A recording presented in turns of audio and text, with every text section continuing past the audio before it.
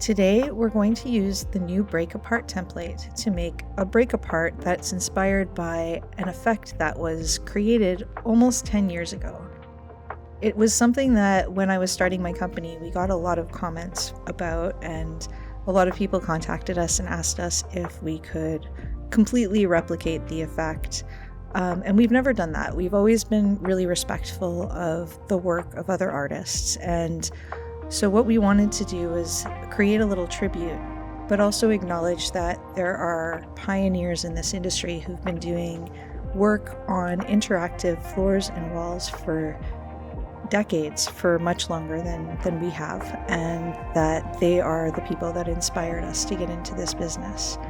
So for the break apart template, there's a couple different assets that you're going to need. You will need a background and you will need a shape. And the shape is what your particles will stick to, and you'll also need particles. So I've just put in an animated background with raindrops, and I'm replacing the shape of our logo with the shape of an umbrella, which is the logo of the Travelers Bank. And I'm going to choose 3 different sizes of umbrella particles so you can see what happens when you have dramatically different sizes. So one of these umbrellas is about 3 times bigger than the other 2. And when I start moving and breaking this shape apart, you'll notice that some of the umbrellas are very, very tiny and some of them are quite large. So I'm going to change some of the settings so you can see the different effects that are created with this much of a size disparity. One of the downsides is that if you want the smaller particles to be a little bit bigger, the big particles become so big that you lose the shape. So what I'm going to ultimately do is take out the large particle.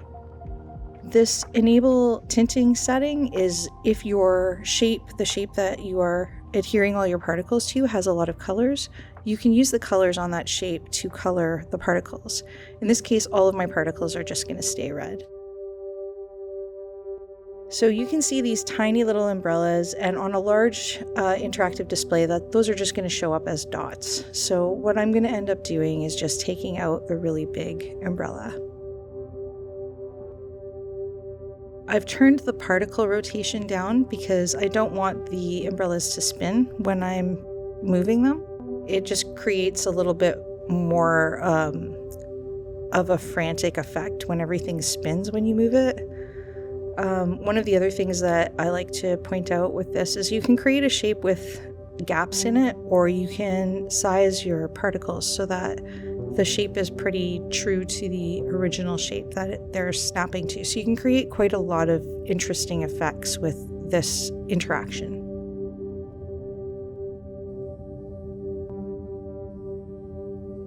After removing the particle that was much bigger than the other 2 particles, now they're all kind of similar sizes. So I still have a little bit of differentiation, but it's much easier to get the shape of the umbrella with a few gaps in it and maintain the umbrellas so there's not just tiny little dots showing up when they scatter.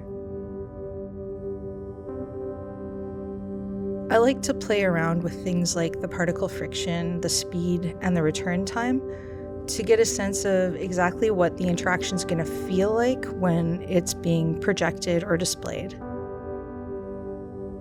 In some cases, you might want your shape to kind of remain more cohesive. So in that case, you'd want your particles to return back to their original shape a lot quicker.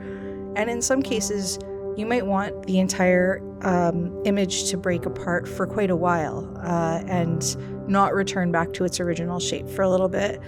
A lot of this just depends on what you're using the effect for. So if you're using it in an environment like interactive window, where the point of it is to draw attention when somebody walks by, a more dramatic change and a lot more movement is probably preferable. If what you want is for somebody to stand in front of the display and interact with it a lot over a longer period of time, then smaller interactions that seem more dramatic and require more movement might be preferable. When I'm done my effect, all I need to do is click publish and it'll upload my app. I'm using LUMOplay Maker, which allows me to make as many custom apps as I want to, without having to pay each time. If you use Lumo Playground or LumoPlay Free, you'll have to pay a fee every time you publish a custom app. Once my app is published, all I need to do is go to the apps library and search for it by name. When it shows up in my apps library, I just need to download it and run it on my computer and see how it works on this machine, and then I can push it to my interactive floor and wall and play with it there. I hope you enjoyed this tutorial. If you have any questions or you'd like to get in touch, you can contact us at info@lumoplay.com or through our website, lumoplay.com.